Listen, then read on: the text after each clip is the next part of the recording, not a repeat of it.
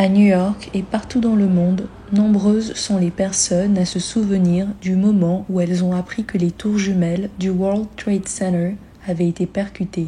20 ans après, Annette, une infirmière new-yorkaise, se rappelle du 11 septembre 2001. Elle était en formation à l'hôpital d'Harlem.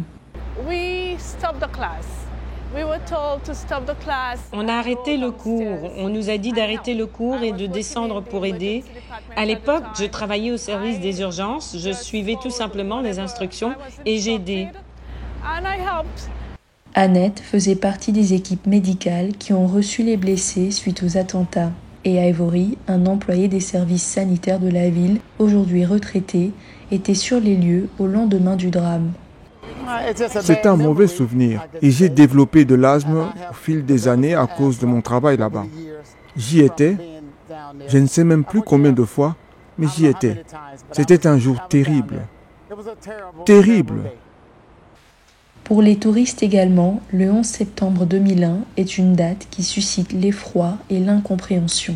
Katia, une touriste venue de Mexico, dit ne pas trouver les mots face à cette tragédie qui a coûté la vie à 2977 personnes, dont 2753 à New York. Le mémorial, érigé à l'endroit où se trouvaient les tours, est une étape importante de sa visite. C'est la deuxième fois que je viens ici.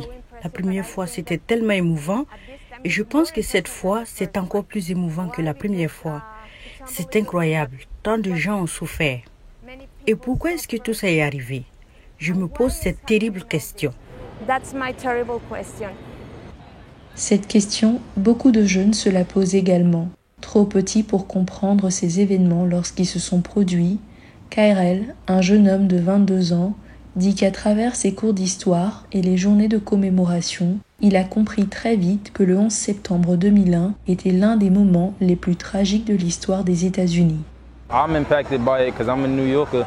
Je me sens impacté par cet événement parce que je suis new-yorkais, c'est ma ville. Du coup, mon sentiment est que si c'est arrivé à ma ville, ça me touche. Ça me fait me sentir d'une certaine façon. Vous voyez ce que je veux dire? Alexandra, elle, n'avait que 22 mois au moment de l'attaque.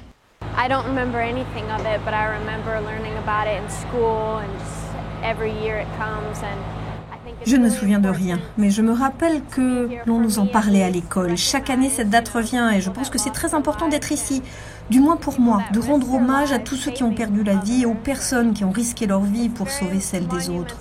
C'est très important, c'est une journée monumentale et il est important de reconnaître tout le monde et de comprendre la manière dont cela a changé le monde, vous voyez ?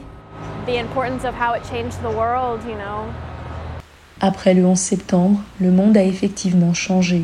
La guerre contre le terrorisme a commencé, le terme lui-même est devenu une réalité et le monde s'est rallié contre un ennemi commun, la terreur. Pour David, un officier de l'armée américaine venu accompagner son épouse au mémorial, 20 ans après, un sentiment persiste.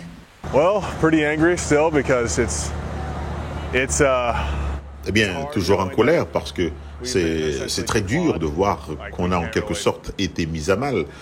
On ne peut pas vraiment... On dirait que l'on ne se soucie plus vraiment du terrorisme.